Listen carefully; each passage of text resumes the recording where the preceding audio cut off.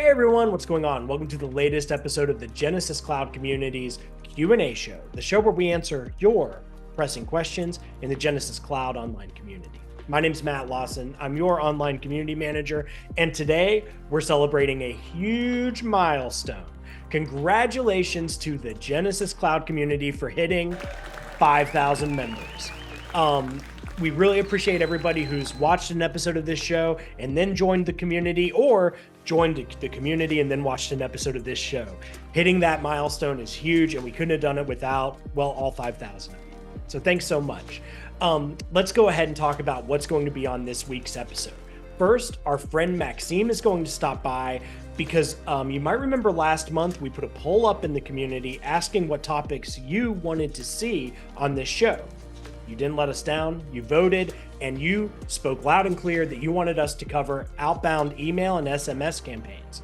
Great news. Maxime is here today. He's going to cover all of that. I'm going to ask some questions that you all probably knew the answers to, but I sure didn't.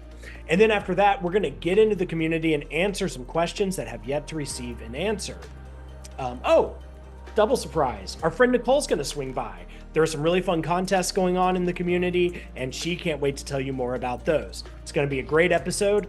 Let's get started by welcoming Maxime. Absolutely. Let's do it. Let's get started. Okay. So just a short introduction. Outbound campaigns for email and SMS.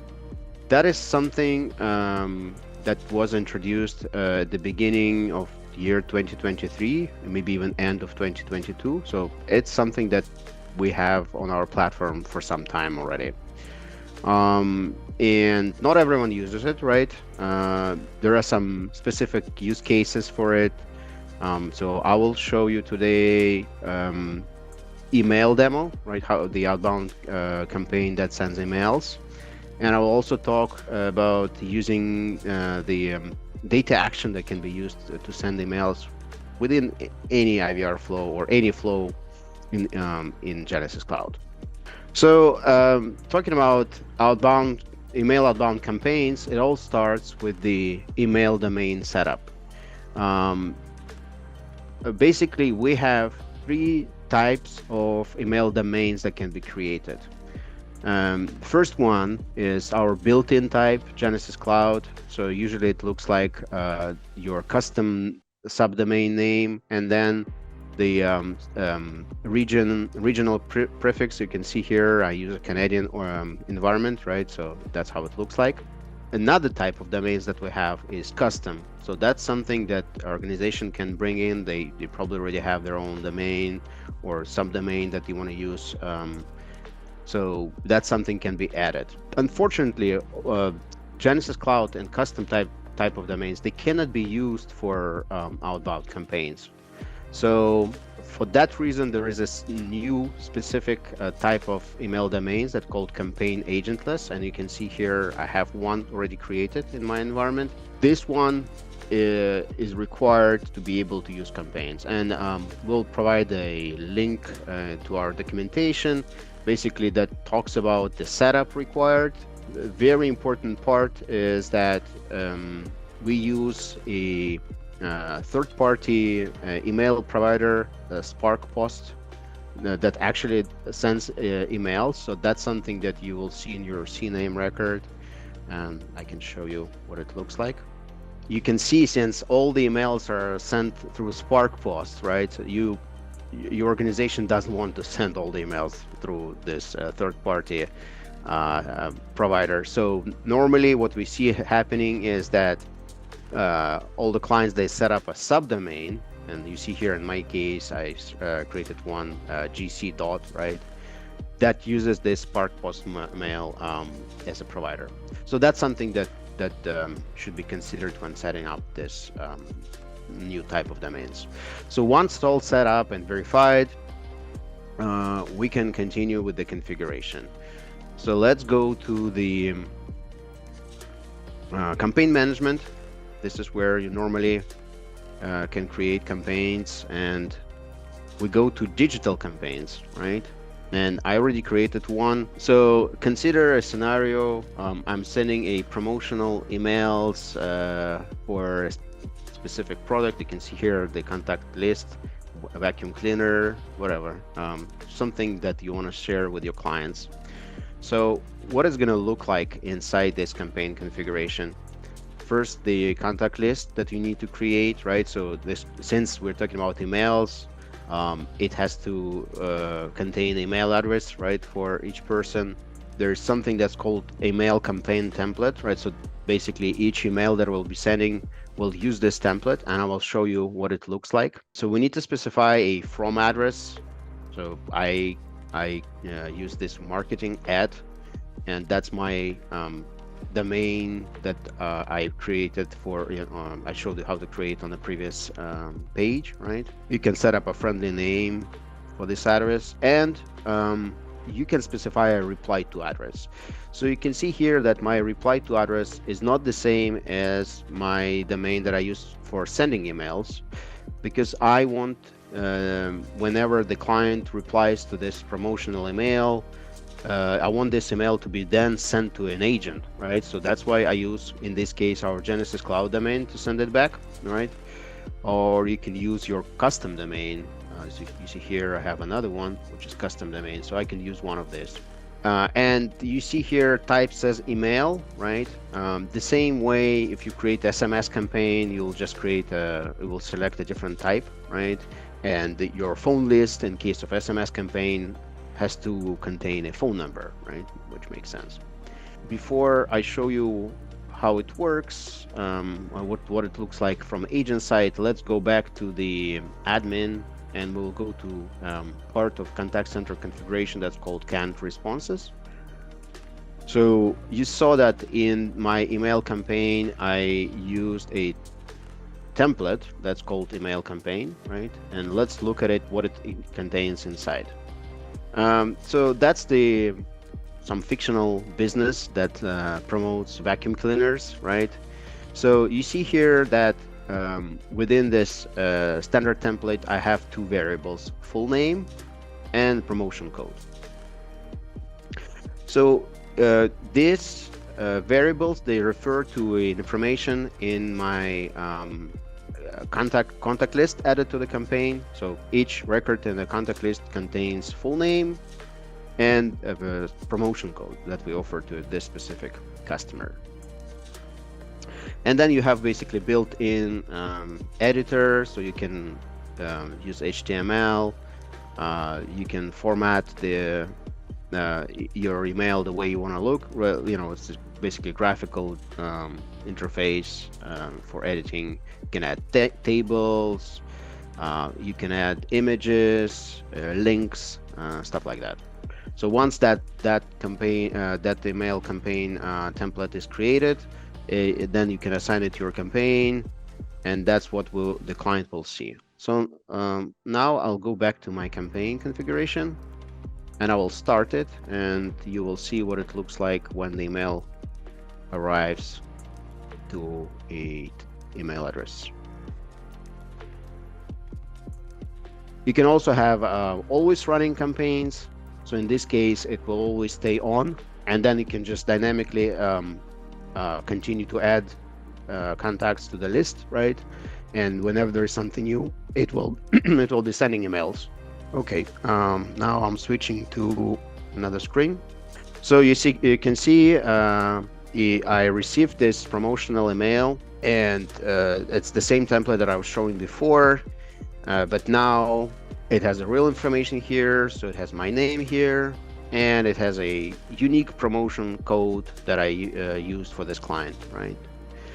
So you see the email was sent from this address, marketing@gc, that's domain. That's my campaign email domain, right? But when I click reply, let's say I'm a client, I want to reply, and I want to say, yeah, I really like it. Please send me more info about those famous vacuum cleaners that you offer. You see that the reply address is different. And so this reply address then is attached to a queue, right? And so the agent will receive this reply and can work with it, right? The same way they can work with the email interactions. So you mentioned people can reply straight to an agent. So I guess if you wanted to, you could set up different campaigns like this for your different agents and then tie them to their respective individual emails if you really want to. Yeah, it's the routing part depends on, basically it's a standard routing of the email interactions, right? So normally all this doesn't go to individuals, right? It usually goes to a queue, right? And then first available agent answers this email and replies accordingly. Yeah, of course, if you want to set up preferred agent routing, that's also possible, but that's done in the standard way using inbound email flows. Okay, cool. Anything else you wanted to demo today? Yeah, I wanted to demo another thing. Okay, so once you created the email domain for campaigns, right, agentless email domain, what it enables you to do is you can now use our APIs to create a data action that can be used in any flow in Architect, right? So you see there's this email agentless endpoint and the same messages agentless, right, for SMS that you can use. So in my system, I have this data action, send agentless email. So I can use it in any of the IVR flows or any flows in the system. Consider this scenario: someone calls an IVR, right? And one of the options is a request for information, right? So they press certain option. You say, okay, here's the information for you, and by the way, we can send you this information by email. If you want that, press 1. So press 1. And we will use this data action to send information to a authenticated user, right? Because we need to know their email, right, address to be able to send. Or the same way, you could create a data action that will be sending SMS. That's basically the idea of email campaign domain and how it can be used, so-called agentless email in Genesys Cloud. How can you create rules around when these emails go out? Like to your example of giving them a discount code for your vacuum, right? What if you wanted to do that, for instance, if they called in with a case that ended up being a software error, and that's when you wanted to give it to them? Can you show a little bit about how you would create a workflow around that? Or is that like outside of the campaign functionality? That's just more of a standard workflow and it ends with send the email. So it's basically a standard set of configuration that apply. That's the same way you do that for your outbound campaign used for calls, right? The same set of rules applies to the email campaign. Now let me show you in the interface. So if we go back to campaign management, right, and digital campaigns, we look at the campaign itself. So here you can select contactable time set, right? You can also set up digital rules, right? You can set up contact list filter. Yeah, so, I think what I was thinking about are more of those digital rules. Any tips or tricks that you can recommend around those digital rules? Clearly, the rules for email campaigns and outbound campaigns, the regular ones with calls, right, are different, right? So it's unlikely that you'll be making calls at night, right? But it's pretty much normal to contact someone by email even at night, right? Because there's no expectation that this is something that will interrupt their sleep, right? So you have more flexibility around that, right? Okay, cool. Yeah, I know, like for instance, when there are certain rules and automations that we can create in the community, and you can set up all kinds of things, right? Like has replied to this many discussions, and has been in the community for this long, or is a member of this community, is a member of this community, but not this community. I was just curious. I've never actually seen what the rules look like inside of Genesys Cloud, so I was just... I can show you. So you see here, well, this is a call rule set for calls, and you have a separate call rule, digital rule set, right? So let's say I have something here. So first you need to select the contact list that will be used, right, for this role. And you can select different conditions here. So let's say if a contact address or contact address type is specific, or you can look at the results of the last attempt of sending. For example, last attempt failed, you want to resend it again. You can even run a data action to check for a specific condition. So once you specify your condition, you can specify what will be the action, right? And we have a list of actions. They're very much the same as for calls. You can decide not to send. Maybe if there is contact list that's marked as the email bounced back, right? So you don't want to send anymore. You want to exclude this, or you want to use a different template, right? So you can have maybe depending on talking about the scenario that I was describing. Based on the discount code, right? If it's a 20% discount, you want to show one template, but if it's 50% discount, then you want to show a different template that says, well, you're such an important client for us, so here's a one-time 50% discount for you. Totally. So going back to the type, you mentioned data points. Are those out of the box, or can those be customized based off of the kind of data that your company is most interested in? I think you're referring to data actions, right? Yes, that's it. So data actions are, we have some standard, right? But most likely in the case of email campaigns, that will be something customized, right? So data action is basically an ability to use an API, right? Some third-party API, could be Salesforce API, could be any just web service REST API. To communicate with third-party system to make a decision on what needs to be done with this particular contact, right? Email or SMS. Maybe you want to verify this email and some global list, right? Or you want, for SMS number, you want to verify, maybe it's like there's like a DNC list or something like that. So using data action allows you to expand the standard functionality of our system, because now you can rely on third-party system to make a decision on their routing, right, and just the rules of treating this particular interaction or contact. Awesome. Maxime, thanks so much for the tour. We really appreciate it. I appreciate you answering my questions, even if they were a little off base. I just wanted to make sure I understood the full power of this feature, because it's really cool, and I see how it could be, a powerful asset. So thanks again. Now, to our members watching, you all picked this topic. We hope it was beneficial. If we didn't get to talk about a question you had specific to this feature, please reply to the episode when we post it in the community. I'm sure Maxime would be happy to hop back on a future episode to answer them, or maybe he'll even answer you in the community.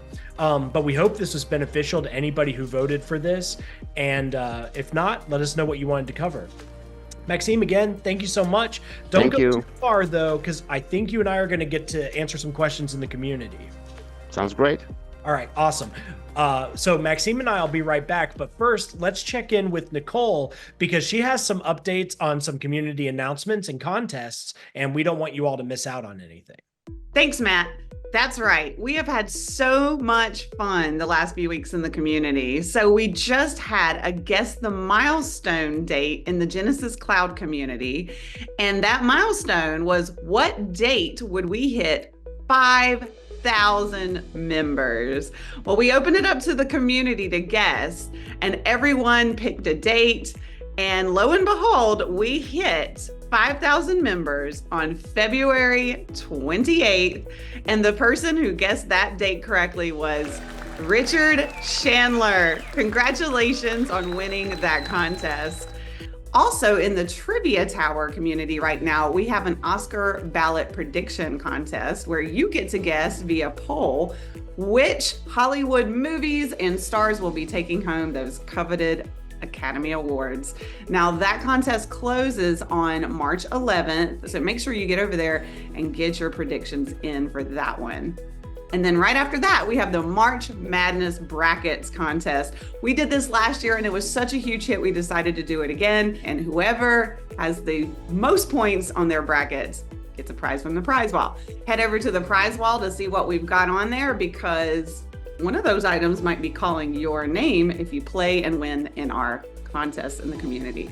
So thank you so much, everyone. And back over to you, Matt. All right. Thanks so much, Nicole, for that. Now, we've been scouring the community and we've seen there are a few questions, maybe a lot of questions, that don't have answers. Some of these can be really hard to answer, but don't worry. That's why we decided to call in some professionals.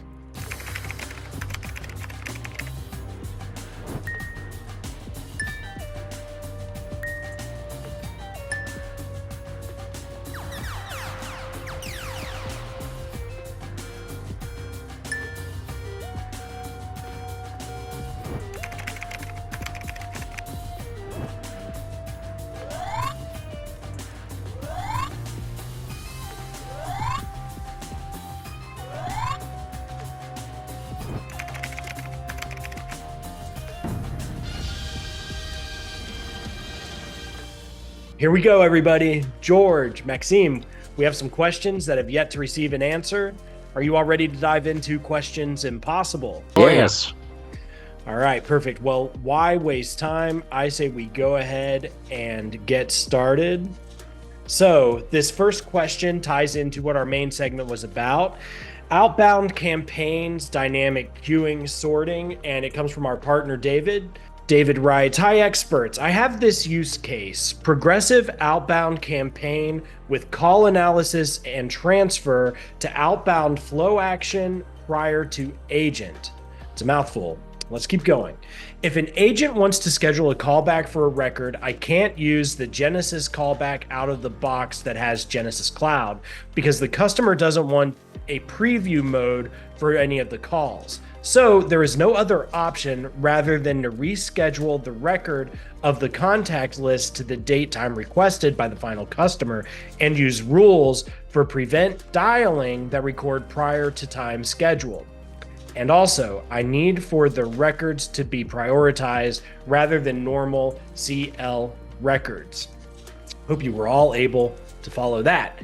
David goes into some details around what he did. To achieve this, I have created a campaign with dynamic sorting in the calling list, aka CL, but it's not working as expected. The dynamic sorting is based on a field of the CL or data 5 of type timestamp. No initial ordering of the calling list is set. When the first load of records is done in the CL, the data 5 field has no value. It's empty. I begin the campaign, and as I process records from my CL, I update the data 5 field to a date value that complies with the ISO standard format as indicated in the documentation. As I understand it, if I update the data 5 with a valid timestamp value at the end, I encode that contact with a callable end.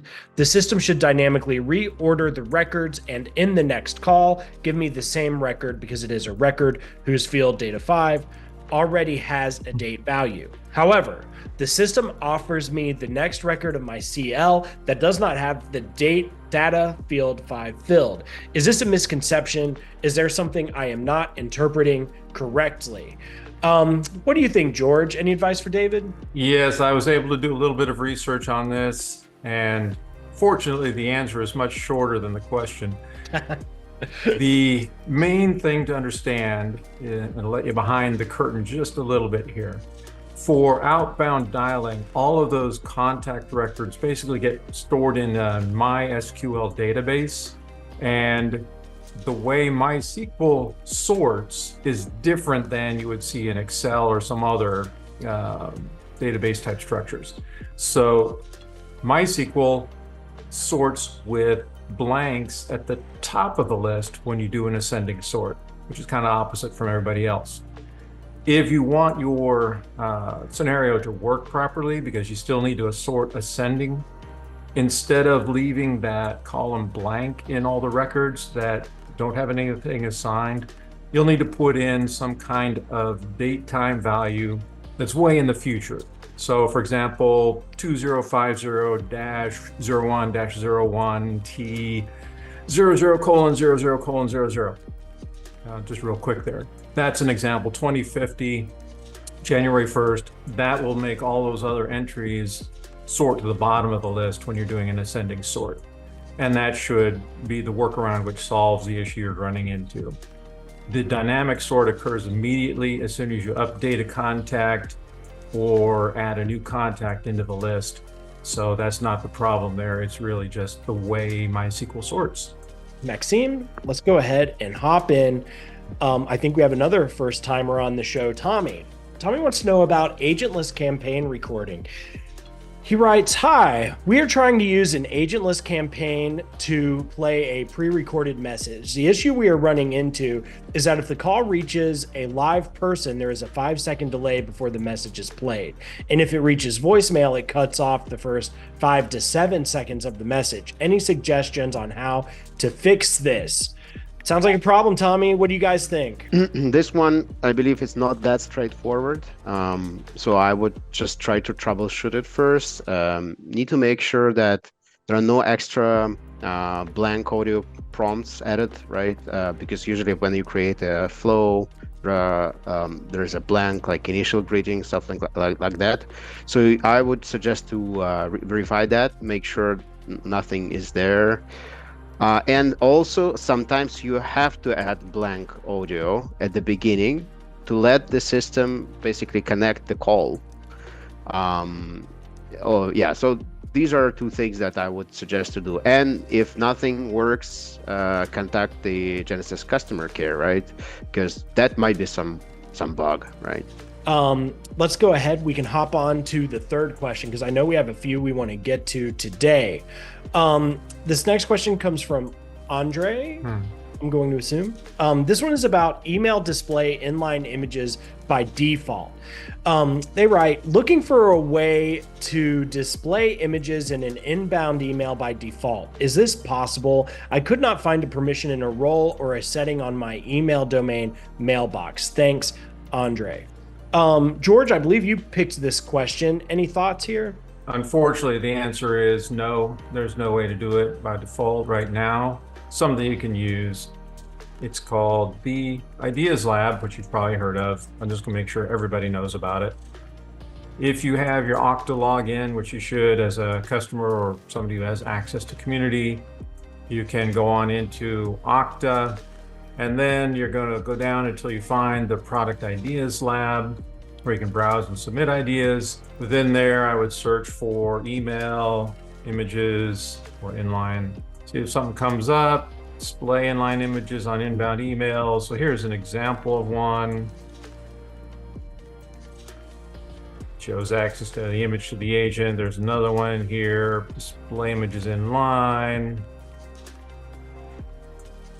The one right here mentions the agent sees the email, they have to click it to see the image. They cannot see it in line.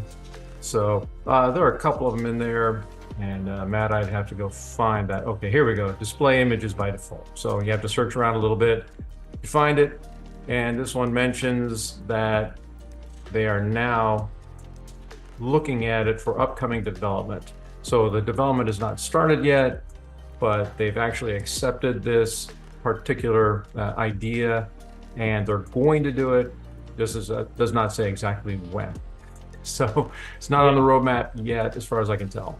Yeah. And if you want to vote for it, you can upvote it still, but just keep an eye on it. If you want to subscribe to it or watch this particular idea, that'll then be an indicator to you as to when they're going to start development. You'll see the status change, and then eventually you'll see it on the roadmap, and it will eventually come out. Always go check the Ideas Lab. There may be something in there. If there's not, and it's something you really want to see, then add a new idea. And that way you can campaign for it on Community, get people to vote for it, and hopefully get development to take it on. Yeah, and benefit of voting for it now is as it goes through the cycle of being released. I think if you vote for it, you're following it, so you'll get those updates. So it might still be a good idea to vote for it. And How George took you to the Ideas Lab was he went to Okta, the Genesys Knowledge Network, and then the Ideas Lab. Just as a quick reminder, if you're ever on the community, most of our homepages, we have a helpful links section over here, and we have a section just for Ideas Lab. So if you're ever looking for your personal Ideas Lab, that's a good place to start for one click. All right, cool. Thanks for that, George. Let's go ahead, and we have another question. Oh, I like this. A short question coming in from James. Recording audit trail abandoned. For an interaction when navigating to the audit trail, I see an action of abandon for the entry type recording. What does abandon mean in this scenario? I bet you guys have the right answer. Which of you wants to take this one? I can take this one. Well, short answer. With a short question, right? So I checked that with the our support team. It simply means that it was deleted by the recording policy. So abandoned equal removed or deleted. I guess good thing would be for this article on our knowledge base to be updated with this information, because I checked there, it doesn't specify those details. That could be helpful for our clients. What might be a good reason for deleting? Is it something that would have to be done manually, or do they just delete after a certain period of time? Do we know that?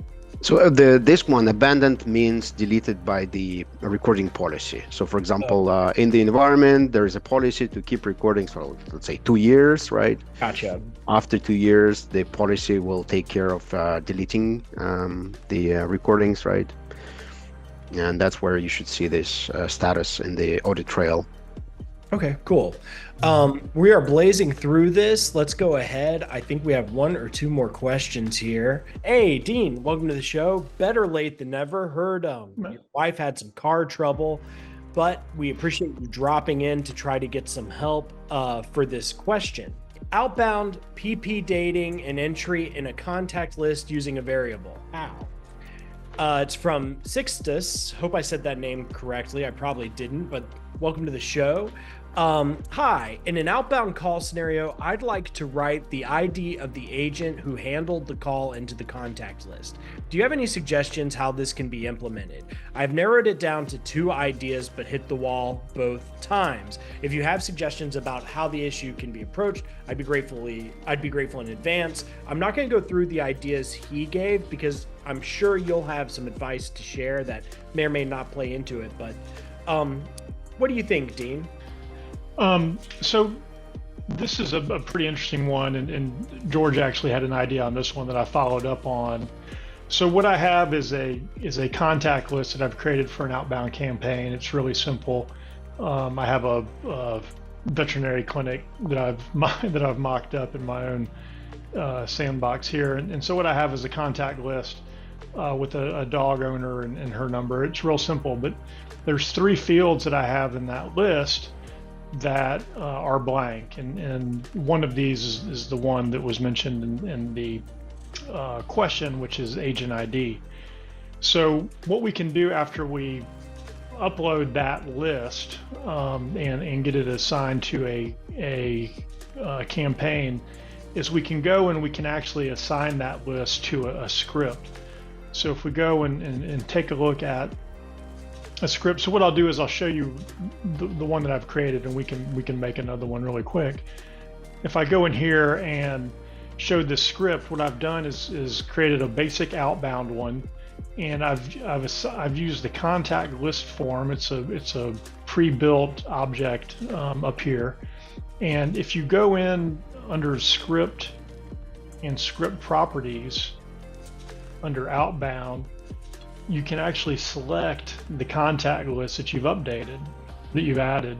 And when you add that contact list, it actually pre-populates all of the fields that it sees in the contact list over here. Now, what happens is it's picked up the fields that I indicated earlier that are blank: agent name, agent ID, and agent note. And it has variables assigned to these in the outbound category. So outbound agent name, outbound agent ID, and outbound agent note. What you can do is create a variable function on that page, that actually replaces these values with other values that the scripter has natively. So if I go over here and I go to Start Page and I click on Properties, you can see I have a page load action function right here that I've selected, I've created, and there's multiple custom actions in here. The three most important of which are set variable. So what you can do with these set variable functions is I can say, hey, when you see outbound agent ID, this is the list of the ones it's seeing that it has available. When you see outbound agent ID, I want you to replace it with scripter agent ID. Scripter agent ID is the actual agent ID of the agent that got the call, and the scripter is going to know who that is because it knows who got the call. The other ones, what I've done is I've added agent name in there as well. So I'm saying, hey, replace outbound agent name with scripter agent name. And then the last one is for the note. So the outbound agent note field is blank in the contact list that I created. And I'm just inserting a bit of text here that says enter your note here. So when the agent sees it, when they get the screen pop, it'll say enter your note here. And if they have a note, they can enter it. The other two, I have a little delay in here of 10 seconds just to illustrate a point. And we'll take a look at that in just a second. And then the last one is just outbound update contact. So this is a function that is available. It's a pre-built function that's available. So if I go, let's cancel this. If I go back over here and I select the plus button instead of the edit button, oops. Go back here and I go add step, sorry. If I do add step, you can see various actions that I have available to add, and some of these can be pretty complex, they don't have to be. But under outbound, there's update contact, and what this does is it just says, hey, if you're using the update contact form, when it gets to that step, it's going to run it. The reason is because the agent may not actually click the update button.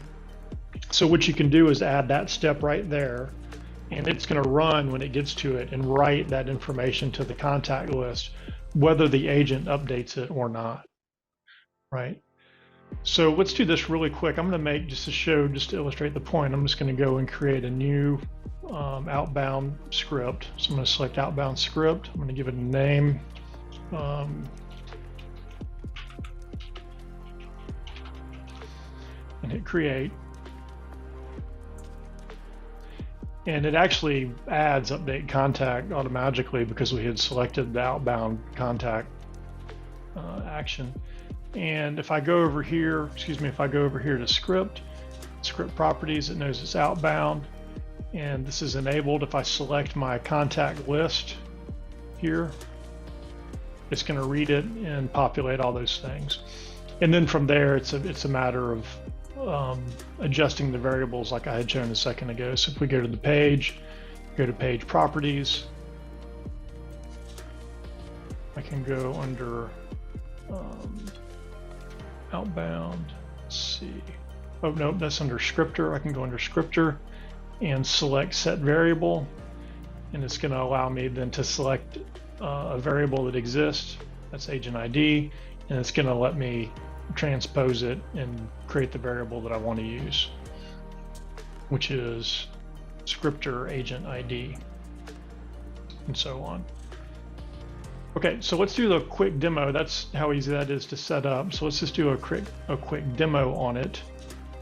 So if I go back under admin and I go to my outbound campaign. Oh, and the other piece of the demo is over here in the API Explorer. What I have is a get on the actual contact. So this is just to illustrate that we can see that the change has been made. So if I go and I take a look at that contact right here, this is the contents of that actual content with this ID. It's important if you're going to do this to have an ID that you can look up, which is a little bit sideways to the use case, but it helps when you're looking them up. So these are the values that are in there. So if I go to the campaign, and this is the one right here, update contact demo, In the contact demo, you can see that I have an agent script selected for this demo. This is a preview dialing campaign, although this would work with various other ones as well. If you wanted to run it through Architect, you could. So we've selected Update Contact List Demo here for the campaign. And if I turn it on, I'm on cue, I'll get the call right then. I have a preview timer set on it, so it's not going to dial just yet. Actually, I'm going to go ahead and dial it and then hang up, so we don't have to worry about it calling me. So what you can see is it's done what we showed it to do. It took, even though these values were blank in the contact list, it added my agent name, my agent ID, and the text string of enter your note here. If I go over here and we actually query that row, we can see that those values have all been updated in the actual contact list, right? So that's that little 10-second timer. It waited and then it ran it. And if I come back over here, I could say, this is the note I added for the demo. And then I could click on Update Contact right there. And if I go back to the API, it will have updated that field. So it's a little bit of a different spin on what Robert was suggesting with the wrap-up rule to do that.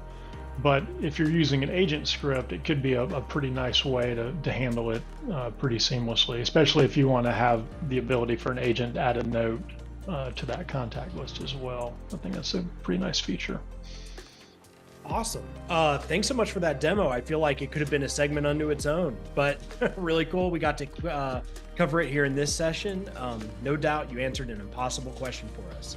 Thanks for stopping by, Dean. This next one comes from Navita. I'm gonna take a shot, go with that. Also, welcome to the show. I think it's your first time. They say locations not appearing under number management. Hi all, I have created locations and associated them with sites. When I try to purchase DID numbers through the Genesys Cloud voice number management, it does not show the locations that I created to choose in the drop-down list. Has anyone faced a similar situation and resolved it? Thanks for your help in advance. Great news. We have some experts here with a lot of knowledge about Genesys Cloud who will be able to give you an answer. What do you guys think? A couple of things that need to be done to set that up. Your purchasing numbers, here's the editing, a location for Genesys Cloud number, and I think there's a note on this page. Yeah, here's one note. It mentions you can only pair a location with a number that originates from the same country. So if you are trying to set up a number for the UK and all of your locations are set up for the US, for example, you're not going to be able to choose any of those locations for that UK phone number. So make sure you've got a location that's set up for the same country. And then the other thing is make sure that the address is verified. It does, I think someplace in one of the articles it mentions that you don't necessarily have to verify the address, but it actually will not allow you to select the location if the address is not verified in the locations container. You don't have to set it up for use by a site. You don't have to have an emergency number on it, but the location address does have to be verified. So those are two things to look at. I think we just have one more question picked out, and let's go ahead and get into it. Somebody had a question about the learning panel. Melissa writes, I'm looking at the learning panel in Architect and I have some questions. Does anyone know what time period is covered? I don't see any option to filter or sort the utterances by date. George, I think we've covered the learning panel on a previous episode, but I don't know the answer to this question. Do you? Yeah, so I had to take a hard look at this one because it was not intuitively obvious to me when I started looking it up. So here in Architect, I have a bot flow, and in the bot flow, you can go over here on the side panel and choose Optimization Dashboard. And we're talking about this learning section here, which looks at utterances and helps you optimize or learn utterances that may not have been recognized. And one thing to note is you also have this utterance history section here. I'm going to show you something real quick. Let's say I choose a start date, because the ask was, is there a way to filter and choose a start date and an end date? Yeah, kind of. Here's a start date and end date selector. This is the one that affects what you're looking at in those other two sections. Now let's say I choose February 1st through 28th. I'm not going to click on learning first. I'm going to click on utterance history. You notice here, start date updated. Date range is limited to the last 10 days from today for this page. Guess what? It only tracks utterances for 10 days. So unfortunately, there's no way to go back, to a 10-day period 3 months ago and look at it. You can only go back over the last 10 days, and if you want to narrow that down, you can look at a single day within that time frame. So yeah, if that's your case, then let's say I want to go back to a single day in there, I can set that up and go into learning, and that would should pull up that particular time frame. I don't have any utterances in mind during the last 10 days, so I cannot show you the real filtering on that. Awesome. A follow-up question I imagine Melissa might have is there anything I can do to extend that 10-day period? Is that something she would have to open an idea for? What options do you think she might have? Right now, most of the limitations like that are because we don't want to store the data any longer in the back end. If we try to do it for one person, we really don't have a way of saying, oh, just on this organization, store utterances longer. It's kind of one big back end, and they're not willing to pay the cost, frankly, for storing up too much extra data. Yeah, makes sense to me. All right. I don't see that happening, no. Okay. Well, cool. Well, hey, everybody, thanks so much. We got at least, I think it was 6 unanswered questions, a couple of answers. I couldn't have done it without my wonderful team of pro service experts. George, Maxime, thank you so much. Glad to be here, Matt. Glad we could help. Thank you. Right. Cool. See you on the next episode. All right. That concludes this week's episode. Congrats again to the Genesys Cloud community for hitting 5,000 members. Congrats to Richard on winning the prize. Thanks, Nicole, so much for those updates. Of course, thanks, Maxime, George, for stopping by. Can't wait to see you guys on the next episode. And before then, I hope to see you in the community. Have a good one, everybody. Bye.